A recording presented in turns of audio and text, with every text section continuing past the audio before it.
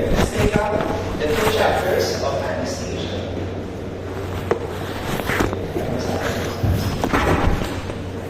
Para maliwanagan kayo sa anesthesia. So there are two basic types of anesthetic drugs. You have your general anesthesia, and you have your local anesthesia.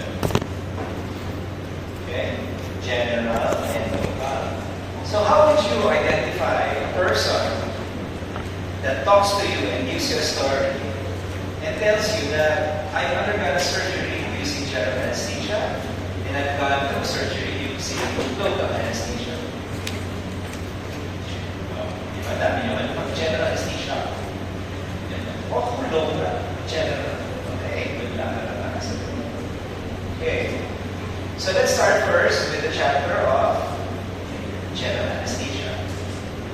General anesthesia, may mga certain criteria or certain physiologic effects that will occur when you are under general anesthesia. Number one, of course, in any anesthetic drug, since it's being used for operations. Okay? You're supposed to be opened up, cut up, etc. Then the number one rule of your anesthesia should be removal of pain. There should not be any pain when the surgery is done. And that is known as analgesia. Number two, in an operation, you don't want to remember what happened during the operation because it is traumatic for some. Mas lalo kung may pain kayo, ibra kayo, at hindi nag-pain yung anesthesia, so masakit yung ginawa sa inyo, pero tinuloy pa rin. You want to forget everything, and that is amnesia. Yan isang ginagamit dito sa kalokohan. Number three is, of course, in general anesthesia, you always have loss of consciousness. Dapat wala kayong nalalaman sa kapaligiran ninyo. Number four, of course, when you're operated on, your body should not react to the operation. If your body reacts to the operation, that means your drug is not working. Because your anesthetic drug should remove all sensory and autonomic reflex of the body. Dapat hindi mag-react ang katawan nyo. And the last one, of course, para hindi gumalaw ang katawan nyo, is for skeletal muscle relaxation. Now, the drugs that are being used for general anesthesia will, of course, vary depending on their dosages and the clinical situation that you want to use these anesthetic drugs. Okay? Some drugs are short-acting, some drugs are long-acting, and that depends on the surgery that you're supposed to do. Okay? Ideally, an anesthetic drug, okay, which of course last time exists, when you undergo general anesthesia, pag kayo ay binigyan ng gamot, dapat swapping ang tulog. Hindi yung nakikipag-away kayo dahil ayaw nyo matulog. Okay? Yung mga taong gano'n, since masyadong anxious sila sa surgery, pag pinatulog sila, pinalabanan nila yung kamila. Okay? A general anesthetic agent should induce you very smoothly into very good sleep. And it should be done rapidly. Number two, at the same time that when the operation is over, your recovery from the general anesthesia should also be very fast. Pag natigil na pagbigay ng gamot sa inyo, dapat gumising din kayo magkatapos ng administration ng droga. Okay? The third is that your anesthetic drug should possess, of course, a wide margin of safety, which we all like for our drugs. And the last one, which is highly possible, is of course your drug should be devoid of adverse reactions. No single anesthetic agent will provide you with all four ideal properties of an anesthetic drug. Okay? Some of them will have their advantages, some of them will have their disadvantages. So in some cases, we do not use just one drug to put you into general anesthesia. We might use a variety of drugs that will vary in dosages, that will produce better anesthetic techniques for you without producing the adverse reaction. Okay? This is the combination of anesthetic agents that will give you a balanced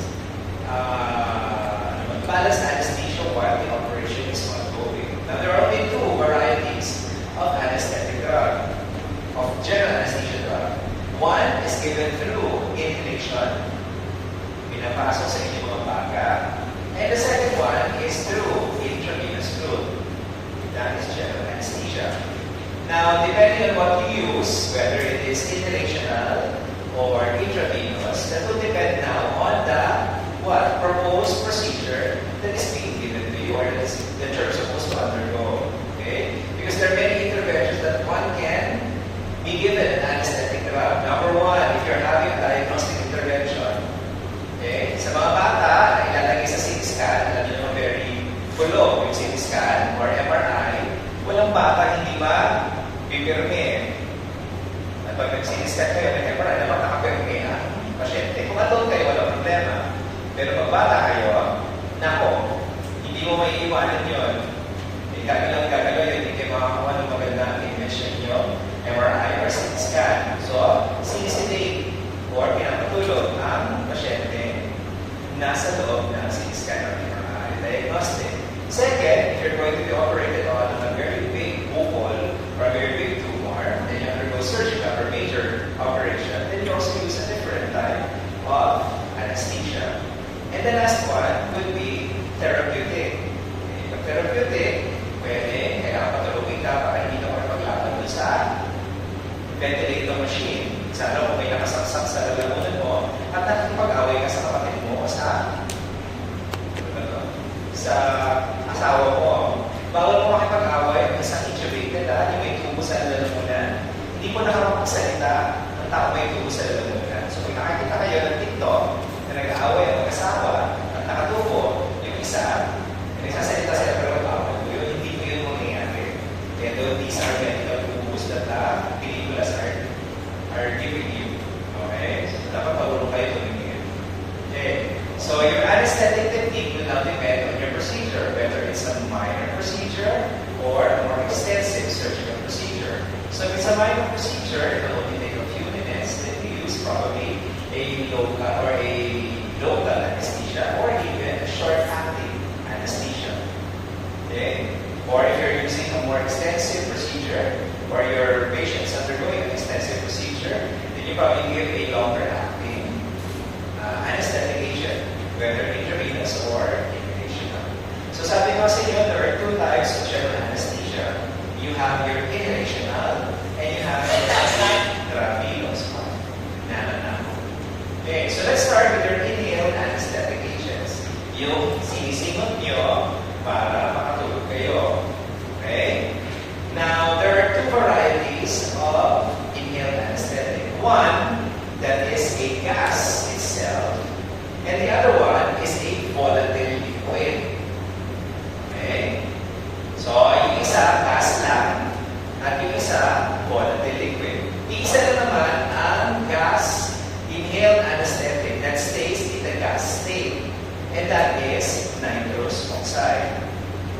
Okay? Nitrous oxide is also known as the laughing gas.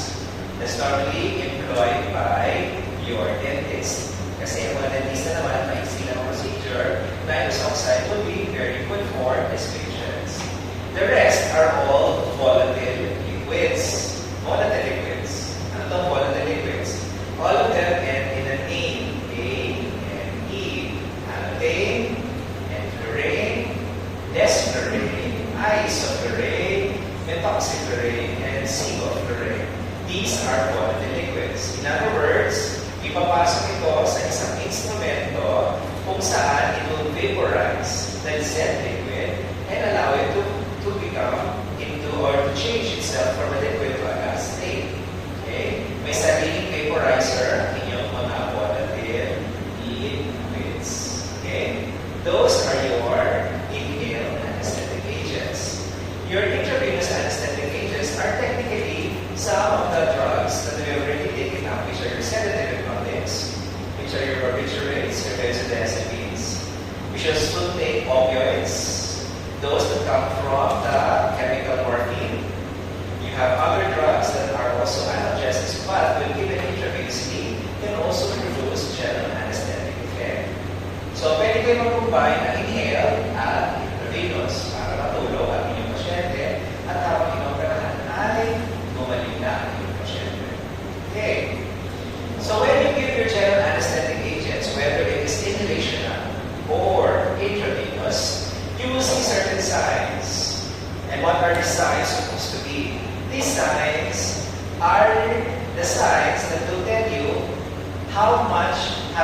ma-depress the central nervous system. Kasi kailangan ma-depress yung central nervous system. Kung hindi, pag alert yung pasyente nyo, pag hiwa nyo, masisigaw yan.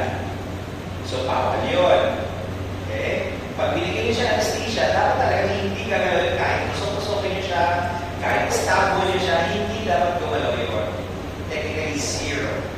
Okay? So, what will you know? How will you know how far you depress the central nervous system? So, there are actually signs and stages of anesthesia. Nakita niyo ba dyan? Diyan ba? There are signs and stages of anesthesia. This is known as the Guedel sign. Kilala niyo si Guedel? Hindi ko kilala si Guedel.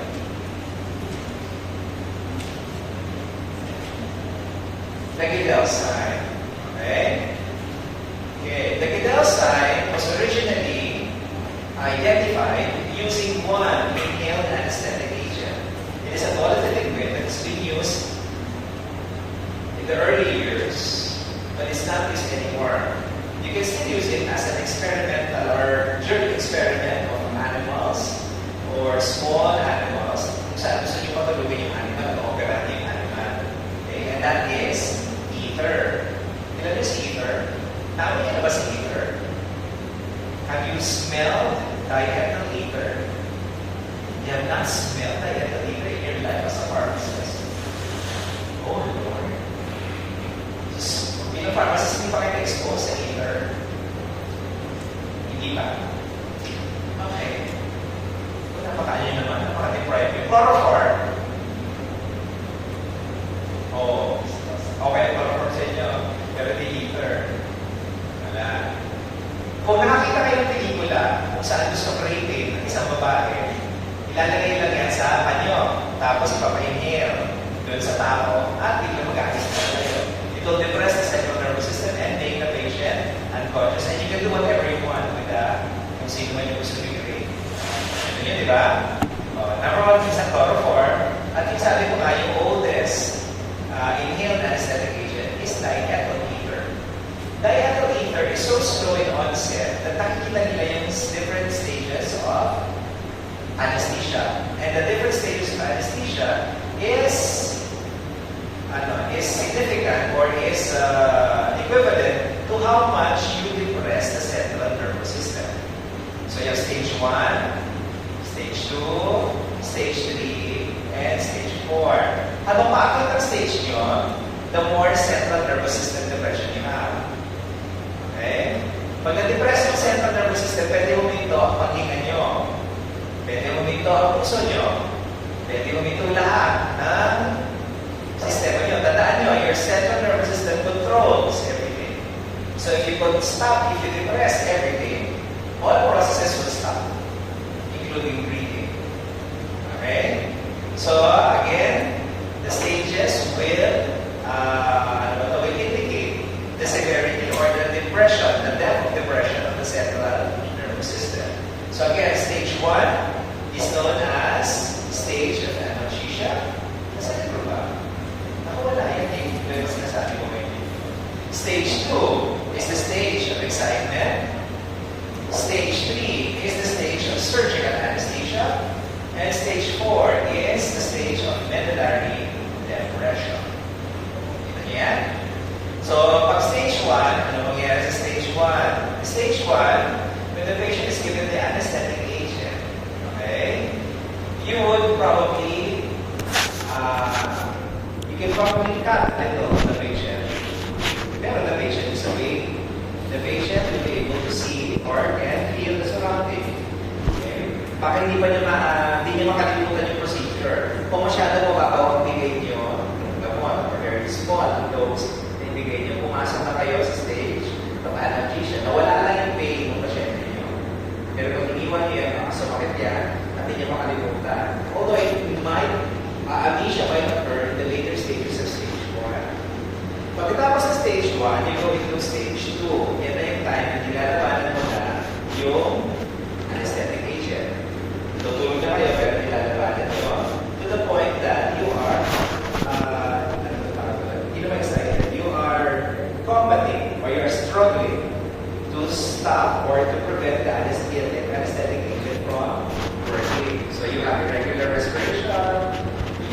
muscles start to combat the drug. This is the stage of excitement. We don't operate at this stage. Okay? Increase the dose even more. You now get into the stage of surgical anesthesia. Pag stage of surgical anesthesia, ito na yung time kung saan kontrolado na yung pasyente. Your patient breathes properly. Your patient is totally unconscious. And you can now operate on the patient. Because your patient has lost all reflexes. Wala na reflex yan. Okay? So, paano nyo malalaman na wala na reflex yung pasyente nyo? Okay?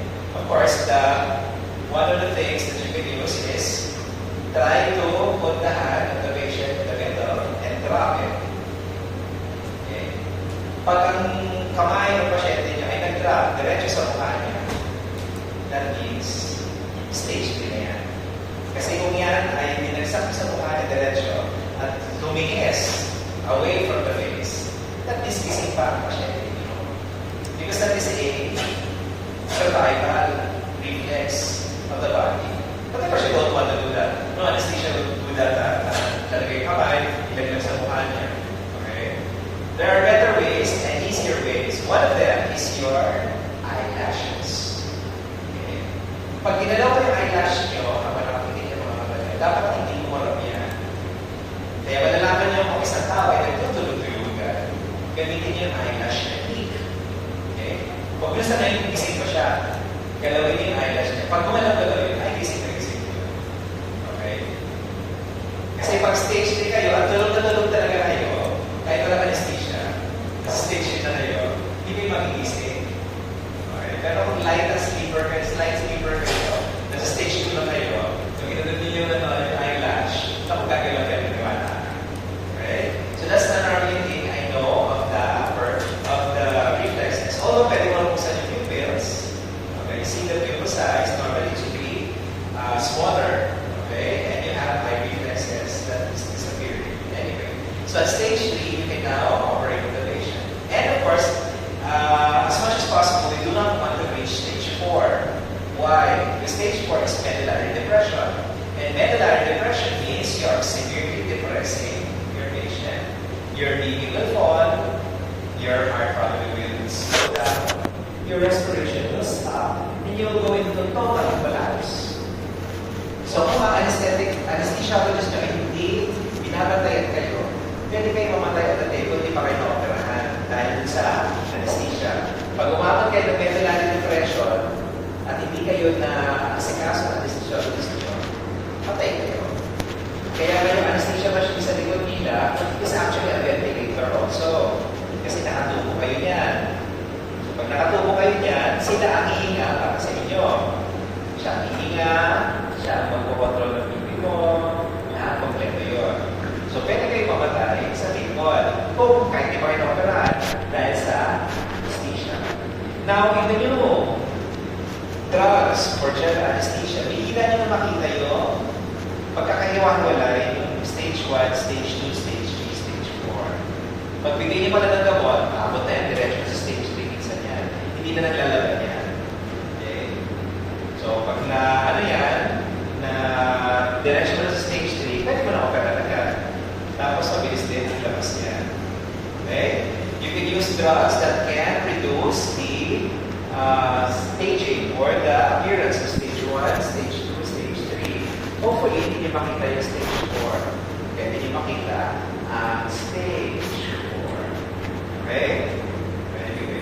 So, one of the things that you will know that your patient is well as far as giving the anesthesia agent and not having any adverse reaction is the best test or the best thing to look for is of course to monitor the patient's vital signs.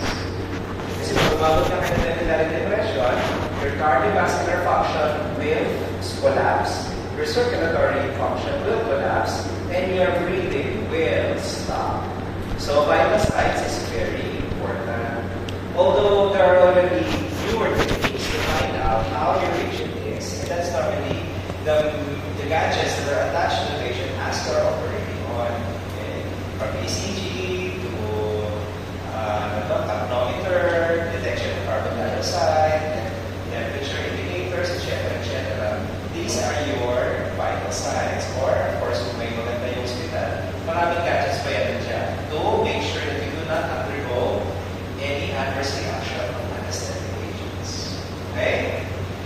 Okay, so let's start with your inhaled anesthetic agents. When you have inhaled anesthetic agent, in order for your inhaled anesthetic agent to go from the lungs to the brain, you have to pass through one important component or compartment of the body, and that is what?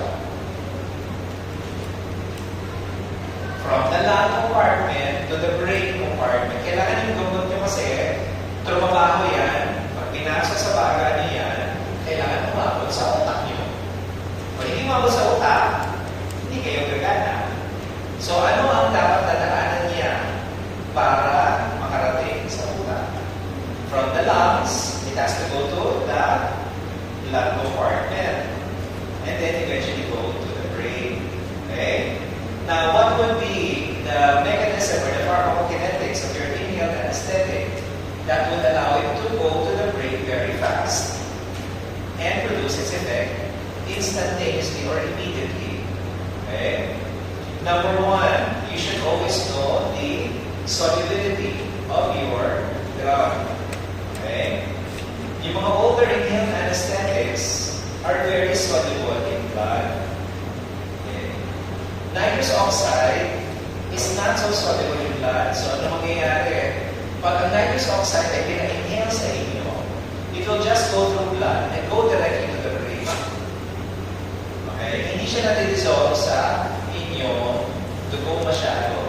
The solubility is very small compared to halothane, which is highly soluble in blood. It dissolves very well in blood. So, bago pa makarating sa utak na yan, kailangan i-saturate nyo yung tubo ng halothane bago pa siya makatransfer into the brain kung saan kailangan. So, ito mga gamot na ito, matagal ang effect sa inyong katawan kasi dumadaan siya sa dugo. So, the better anesthesia or the inhaled anesthetic agent is the one that is not very soluble in blood. So, hanapin nyo na dyan. Sevoflurane is one. Placebo and isoflurane. Yung mga older ones are very soluble in blood. Second, of course, dependent on your anesthesiologist, will be the partial pressure of your anesthetic agent. Okay? The partial tension of your anesthetic agent, which will allow it to enter the blood and eventually enter the central nervous system. Ito yung kaya kontrolin ng inyong anesthesiologist. Bakit? Kasi kaya niya i-mix or i-control ang concentration ng inyong inhaled anesthetic agent na binibigay sa inyo. Okay? Tapos yung pagbomba pa niya, yung pagpasok ng air, kung gaano madalas niya ipapa-inhale kayo or papa-exhale, or how much respiration the anesthesiologist can control will allow the anesthetic agent to go and access your brain faster or immediately. Okay? So sabi ko sa inyo, if the inhaled anesthetic agent is so blood solvent or blood soluble, matagal makapasok yan sa inyo. Okay? Pero kung yan ay less soluble in blood, it can be faster and has less side effect on your metabolic system or your cardiovascular or even your circulation in your body. At isa sa problema natin, pag matagal tumigil ang inyong inhaled anesthetic agent dahil nasa dugo siya, is your liver is going to be toxic. Most of them are hepatotoxic pag masyado matagal na siya sa inyong dugo. Okay? Diba? Another property of your inhaled anesthetic agent is the concentration that will allow you to produce general anesthesia.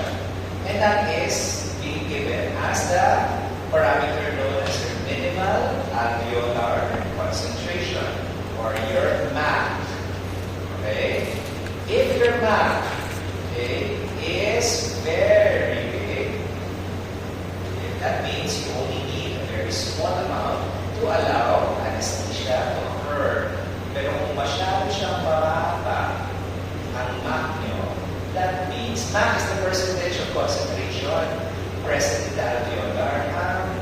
So kung masyado siyang mababa, that means masyado problematic yan yung anesthetic agent. Anyway, I just gave you a summary because hindi naman masyado analysis yung mga ito sa kanyang tinanong. But these are the things that you need to look at in your inhaled anesthetic agent.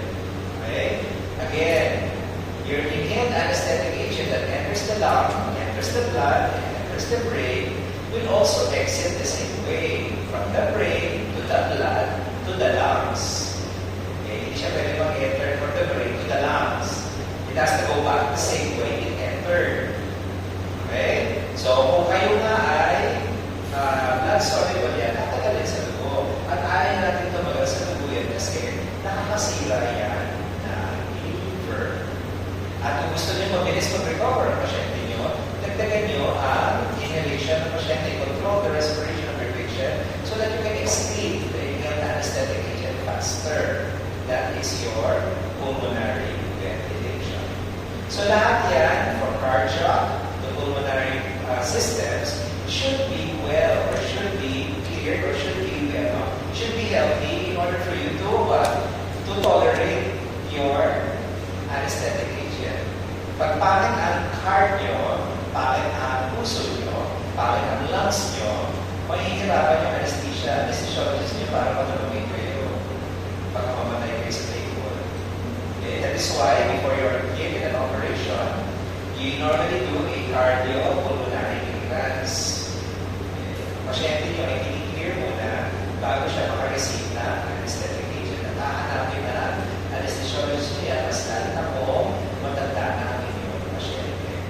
Cardiopulmonary clearance. Tanda yan na? Okay, so what is the mechanism of your inhaled anesthetic agent after all the pharmacotherapy? Okay, ang inyong general anesthetic agent normally acts on which receptors? It acts on GABA receptors, particularly GABA A. Okay?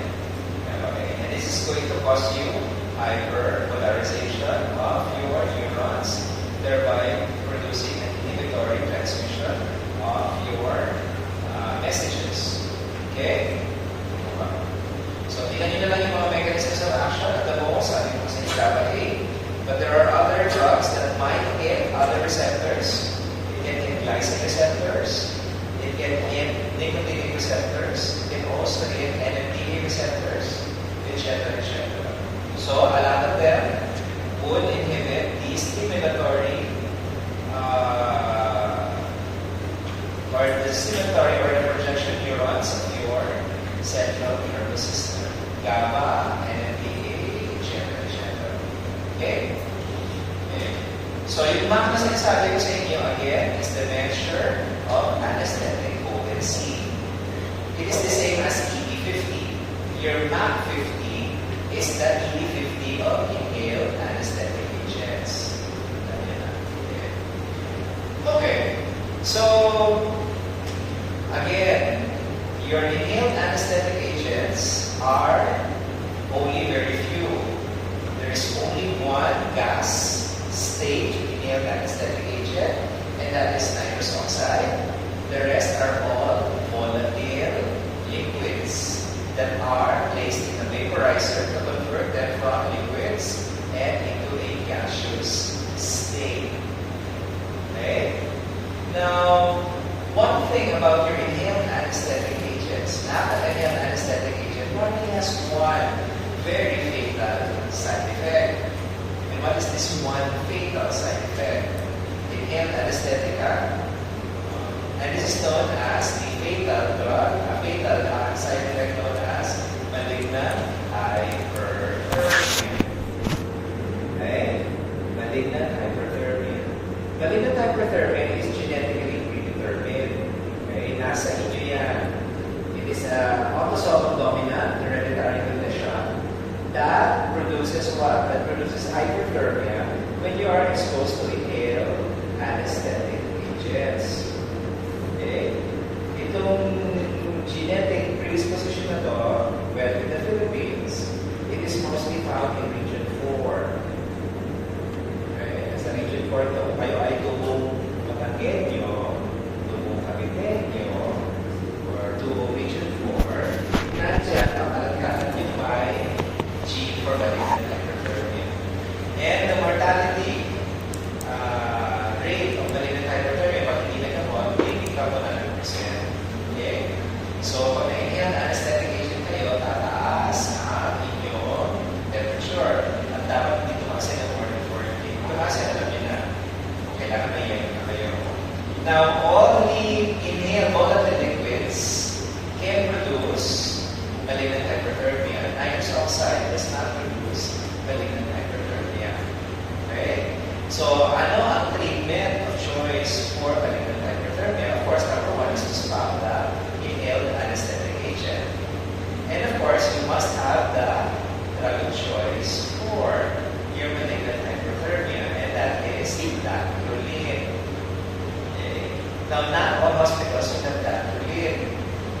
Dantrolene is a muscle relaxant or a spasmolytic. Okay? So Dantrolene is the drug of choice for patients with malignant hyperthermia, but not all hospitals. I don't think no hospital will actually carry Dantrolene.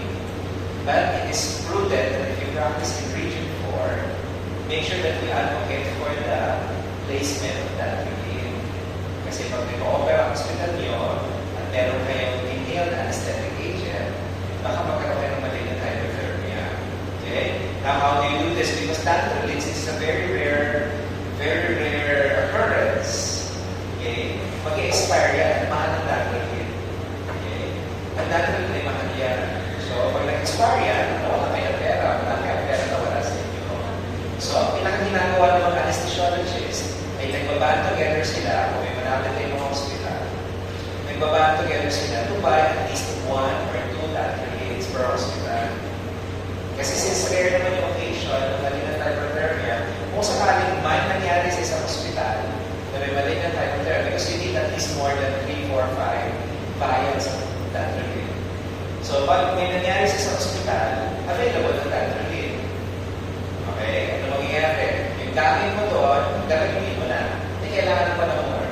So, kakausapin mo na yung partner hospital mo, pabili naman ng Dantrolene dyan. Hindi nabili. Hindi kayo nakaksaya ng pera pag bumibili. Sa States kasi, bumibili sila ng ilang bias yan. Maraming bias yan. Ready as or. Kaya magkalit kayo hindi, yan dyan yun. Papatayin sila ng American citizens pag wala kang Dantrolene tapos na matayan ko siya dito sa malignant hyperthermia. Kaya lang, nag-expire yun. So maraming gastos sila sa isang bagay, hindi naman masyado nagagamit. Practically, bakit hindi nagagamit? And you can know it's Dantrolene because it's color orange.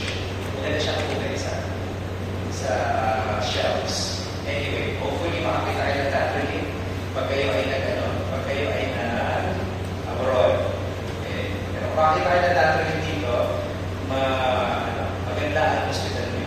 Kasi nag-iisip siya na may mga problema sa inyong inhaled anesthetic agent. Okay? Now, besides malignant hyperthermia, sabi ko sa inyo, one of the other causes of adverse reaction for inhaled anesthetic agent is hepatitis, because it is hepatotoxic. And one of the oldest inhaled anesthetic agent that produces hepatitis is allothane. Kahit tapos na operasyon nyo, 3 or 5 days after, maninilaw yung pasyente din because of hepatitis. That's why we don't use anymore allothane. We use again isoflurane, is sevoflurane. Okay? Ginagamit na natin ngayon. Okay? This and C. At sabi ko sa inyo, kanya-kanya vaporizer yan. You cannot use the vaporizer of sevoflurane for the vaporizer of isoflurane. Okay? Dapat alam niya. Okay? Anyway. So that is your inhaled anesthetic agents. Hinagin na lang mga specific anesthetic agent. At sabi ko kasi yung prototype inhaled anesthetic agent, volatile anesthetic agent, is your diethyl ether. Okay? So after your inhalation of anesthetic agent, of course, you have your intravenous anesthetic agents. And your intravenous anesthetic agents are technically your sedative hypnotics, your barbiturates, your benzodiazepines. Ang mga intravenous anesthetic agents are normally used for short period procedures. Hindi nyo kasi pwedeng i-overload ng intravenous pump ng intravenous para matagal matulog. You don't do that. There are better anesthesia for a prolonged procedure. Yung intravenous anesthetic agent is either kasama lang sa mga ibang anesthetic agent or you use it only for short periods of time.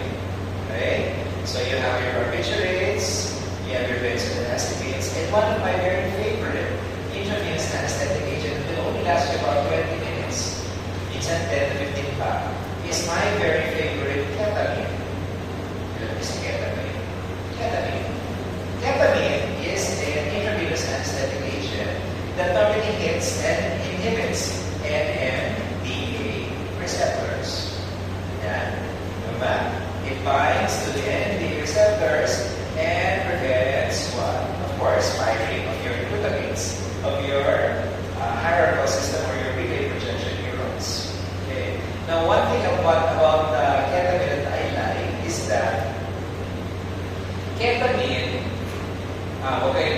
sa kasama ng ketamine kayo. Ang ketamine kasi, I call it as the truth serum.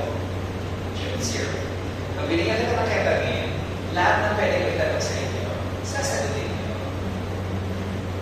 Okay? Kaya yung mga pasyente kung nagpalaglag, nag-unan at nararasan ko sila, pag binigyan ko ng ketamine, pag nasa clinic lang, yan, nagdugo pa rin, nalaglagan ako. Pag binigyan ko ng ketamine, anong ginawa mo dito? Ay, naku, bumili po ako na sa Itote, sa Quiapo, tapos ito, naku, pumatay. Tapos kung may mga ugod pa yung mga yan, lalabas lahat ng emosyon ng pasyente. Yung mga tipo matagal na. Violent na mga tao ng ketamine. Sana pag mga ugod, sana pag mga matagal na hindi nakikita mga magulang, tapos nagbuntis, nalaglag, sa buhay nag-iiyak yan, kapaniwala ka. Baka hindi na lang umanin. Because the ketamine produces what is known as a dissociative anesthesia. Bakit dissociative anesthesia? Kasi saka nakakita ng pasyente, in-anesthesia mo siya, pero isip siya. Pero wala siya nararamdaman. At hindi rin niya alam kung ano nangyayari sa kapaligiran niya. By the time gumising siya ng totally gising, hindi niya alam kung ano nangyari. Wala siyang nalalaman. Pero kayo, alam niyo kung ano mga nangyari. Pag i-refer niyo, ito ay nangyari sa inyo. Okay? Yung nakita niyo may Taylor Swift, ako ba? May TikTok yan si Taylor Swift na nung inoperahan siya, nakakita niyo pa yata siya. Dami niya sinabi. Pero wala siya naalala sa mga sinabi niya habang pinag-uuwi sila yun. Ito kayo, may banana ba yun? Ano sinasabi niya? Ako si Taylor Swift yun. So, dissociative anesthesia. Now, when I give ketamine to my patients, I take the dissociative part of ketamine. That's why I give benzodiazepine to offset the dissociative anesthesia kaya matulog siya. Okay? Pag kinumain ko ang benzodiazepine with ketamine, ang ganda ng tulog nila. Nakakapunta sila sa mga places na hindi na nila pupunta na kahit wala silang visa, nakapunta sila. Pero babalik sila sa Philippines. Okay. Basta nangyari, nagpunta ako na Thailand, nagpunta ako ng UK, nagpunta ako na yung kung sila. Ang takot ko lang kung sinabi, nakita ko yung tatay ko. Ano sa tatay ko? Siya lang po, don't go to the light. So, ketamine is one of the drugs that is very powerful that I can use for short periods, for short procedures. Raspa-raspa lang, etc. The bad thing about ketamine is that it can produce an increase in heart rate and blood pressure. Okay? So, dahan-dahan kayo sa mga pasyente, may depression or may hypertension. Okay? Another one that you should also know, intravenous anesthetic agent is the gatas. Ano itong gatas na to? Gatas. Ito ang tinatawag natin propofol. Okay? Because this is the liquid intravenous anesthetic agent that is a suspension. Kaya bumukha siya ng gatas. And of course, it also affects GABA receptors. Okay? Now, propofol is one of the drugs na suwabe pag inoperahan. Pag binigyan ka nito, at pinabilang ka ng doktor mo from 10 down to 1, pag hindi ka abot ng 5, tulog ka na. At pag gumising ka, para ka na natulog na, napakasarap na gusto yung procedure. Isa sa pinakamasarap, sabi ng mga kakilala ko, pag na-propofol. Pero of course, we only use it for short periods of time. Okay? Mga may sila, mga tipong 10 to 15 minute procedure, yun lang, 20 minutes, pero okay na, bilis lang yan. Okay? Papatulogin ka lang ng todo-todo so that you don't have any reaction to the procedure that is being done. Okay? Hindi ko pa ginagamit ng propofol, ang institution na gumagamit. Okay? So sabi ko sa inyo, you can either provide inhalationals with intravenous to produce a balanced anesthesia for your patient during an operation. Hindi naman single agent lang ang ginagamit. You can use a variety of agents that would make sure that your patient is well supported during the procedure of the operating room. Okay? So that is your general anesthesia. Again pag general anesthesia, loss of consciousness. So pag gising ang pasyente, hindi general anesthesia ang nangyari. Ang nangyari ay local anesthesia. anesthesia. Okay? So, pag necessary section ako sa inyo, kung may kayo ay mga anak at pinumusot sa bete, no? At kailangan masiyas kayo, ang ginagamit namin normally is a local anesthesia. Local nakita. Matiniwan. Lalagay na local. Hindi naman ganun katagal. It's not as simple as that. There are many types of local anesthesia. Okay? But before that, what is the normal mechanism of action of a local anesthetic agent? Sa tingin nyo, pag local anesthetic agent, what are you getting?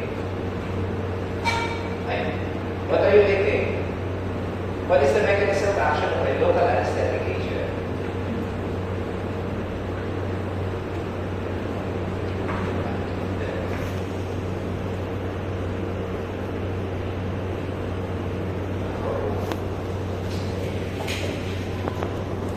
What is the mechanism of action of all local anesthetic agents? What is... Okay, para nakalimutan na. Okay. Your general anesthesia enters the central nervous system. The local anesthetic agent is only in the periphery. Nasa peripheral lang ang effect niya. So what is the possible mechanism of action of a local anesthetic? Number one is to block the action potential from progressing. So how do you block the action potential from progressing? What do you block? What do you block in order for you to stop the conduction or the action potential from going or stimulating or from sending a message to your brain that it is painful? You're supposed to block the first channel that you're opening to produce the action potential. And that is to block sodium channels. Okay? You block sodium channels so that you do not propagate an action potential. Kasi pag nag-propagate kayo ng action potential, that means naramdaman ng utak nyo, naramdaman ng katawan ng tao na masakit yung ginagawa nyo. Okay? Now, the initial prototype, or at least the first local anesthetic agent is cocaine. But this is not the prototype being recognized as of today. The prototype local anesthetic agent is lidocaine. Okay? So sabi ko nga sa inyo, your local anesthetic agent should be able to stop your sodium channels from opening and prevent an action potential from going through and thereby not having or not feeling anything. Or your brain or your body does not feel anything. Now, when you use your local anesthetic agents, of course, there are ideal local anesthetic agents. Ano sa tingin nyo ang magandang criteria or characteristic ng local anesthetic agent? Number one is that when you inject it in the certain part of your body, it should not produce any irritation. Pag inject mo siya, hindi siya dapat mag-cause ng tissue damage or irritation. Number two, it should be minimized. There should be no systemic toxicity. Kasi tandaan nyo, pag i-inject nyo yan sa balat nyo o sa muscle nyo, eventually ina-absorb yan ng katawan nyo. Ina-absorb ng blood vessels nyo, papasok sa buong katawan nyo. So pag pumasok sa katawan nyo yan, it should not produce systemic toxicity. And number three, it should, once it is injected, it should work immediately. And number four, it should last the entire time that you are doing the procedure. Kung yung procedure nyo is 10 to 15 minutes, that anesthetic agent should last you 10 to 15 minutes or even longer. Okay? Huwag kayo maglagay ng anesthetic agent that only lasts you 5 minutes, yung procedure nyo 30 minutes. Okay lang sa akin. So sabi ko sa inyo, the prototype, ang local anesthetic agent is lidocaine. Okay? It is considered as the prototype local anesthetic agent. Now you can classify your local anesthetic agent based on its chemical structure. Based on its chemical structure. Dalawa lang naman ang chemical structure ng isang local anesthetic agent. You have the esters and you have the amides. Diyan ba? Okay? So, pag ester, si ester ester type, ano yan? Yung mga procaine, tetracaine, cocaine, benzocaine. Okay. Your amides, of course, lahat naman ng local anesthetic, puro cane, cane, cane yan. Okay, lidocaine, bupivacaine, etc. Okay? Normally, for ester types, ano nangyayari for ester types? Which is the longer acting drug? Your esters or your amides? It will now depend on where you eliminate the drug. Tignan nyo. If your drug is eliminated by the kidney, how long does the drug stay? If your drug is eliminated through the liver, then it is also how long. Knowing that, your local anesthetic can also be classified based on their length of action or duration of action. Okay? You have long-acting, you have intermediate, and you have short-acting local anesthetic agents. Okay? Tingnan niyo sa likod niyo po. Para may masahe pa lang ako. Okay? So, again, the mechanism of your local anesthetic agent is to block your sodium channels. Now, your local anesthetic agents work well if your tissue is not inflamed. Kung ang tissue niyo namamaga, kagaya ng meron kayong pizza, na pulang-pula na, sa sobrang kamagaan, at gusto nyo na biyakin yung pizza nyo niya, walang magagawa ang lidocaine or ang local anesthetic nyo. Your local anesthetics do not work on acidic environment. So kung kayo ay may namamagang gilagid dahil sira yung inyong ipin, sasabihin sa inyong dentista pag nakita niya, ay, sige, ito ang antibiotic, ito ang analgesic or anti-inflammatory. Bumalik ka after a week of taking that. Because hindi nyo mapupunod yung ipin na yan at gumamit ng local anesthetic. Hindi, the local anesthetic will not work. Okay? So, hindi pwede namamaga ang bagay na tutusukin nyo with the local anesthetic. It will not work. It is resistant. Okay? So, kung gusto nyo mabuksan yung pinsa nyo, itiisin nyo yung hiwa. Kasi nga, hindi mag-work. Or bumalik kayo, antibiotic muna kayo, tapos saka nyo na ipahiwa, babuksan at i-drain yung nana. Ganun din sa ipin. Okay? So again you do not inject local anesthesia on a very inflamed or namamaga tissue. Hindi siya gagana. So pag ilagay niyo ang hiwa niya, sisigaw lang yung pasyente dito kasi it will not work. Okay? Now, what are the different types of local anesthesia? Para maintindihan nyo na kung ano yung nararamdaman nyo is just local anesthesia. Okay? Number one type of local anesthesia is infiltrative. Infiltrative anesthesia. Okay? Ibig sabihin yan, tinutusok directly on the area where you're going to operate on and it will produce the numbness. Second is your peripheral nerve block. Peripheral nerve block.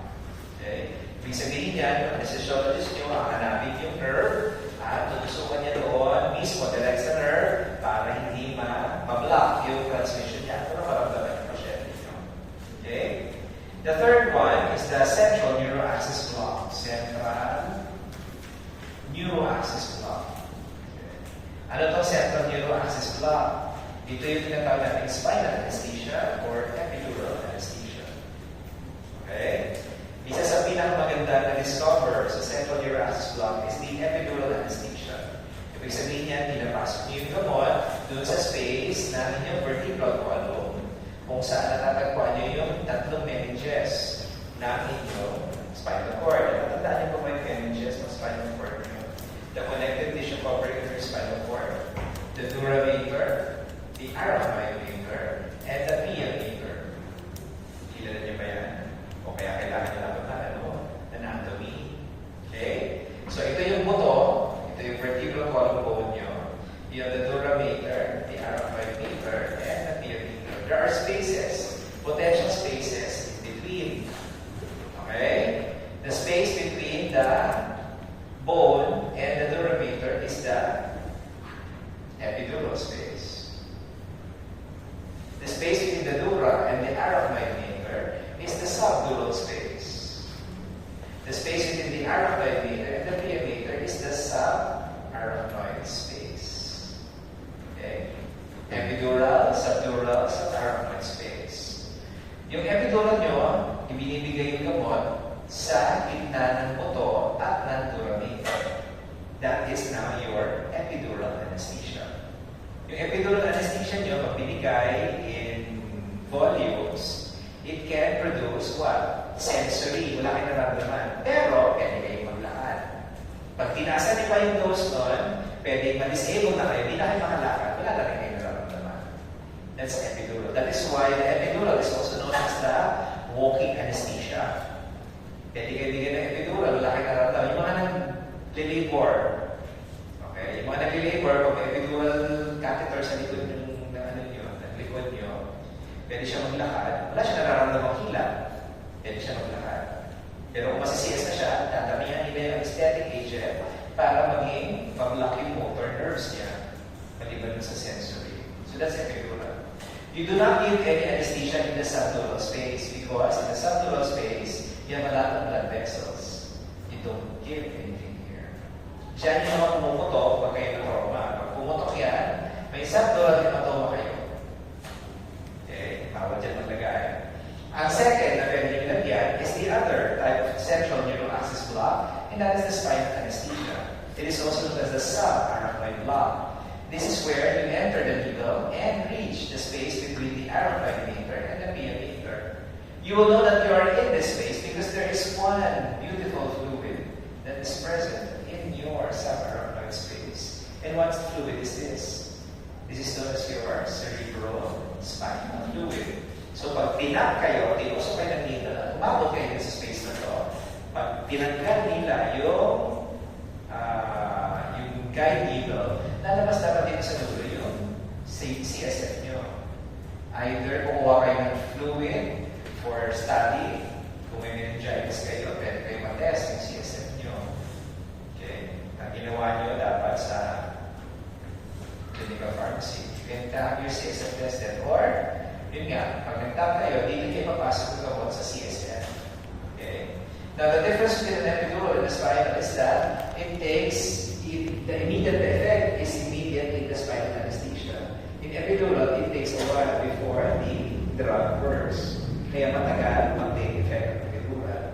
Kaya pwede ka maglakad kahit na naka-epidural anesthesia. Pero spinal, automatically numb na ang kalahati ng katawan nyo. Okay, pero ising kayo. That is not general anesthesia. That is local anesthesia. Kung gusto nyo yung pinaka-brain na local anesthesia, indultative. Sa probinsya, pag na-CS kayo, ang ginagamit lang is morphine. Diyan yun sa tiyan, naiiwaan, wala mararamdaman. Pero just napaka-barbaric na. We don't do that anymore. At the best, sa probinsya ka, wala kang gamit na gamot, wala kang magagamot, kundi morphine. At kailangan biyakin yung pasyente para may labas yung bata. Wala kang choice kundi direct to the tiyan. Iwa. Diretso. Okay? Now, besides these three, you have the last type of local anesthesia. And this is known as your topical anesthesia. There is only one topical anesthesia that is present in the market. And this is known as your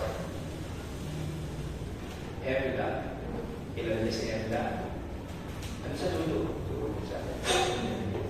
EMLA. What is the meaning of EMLA?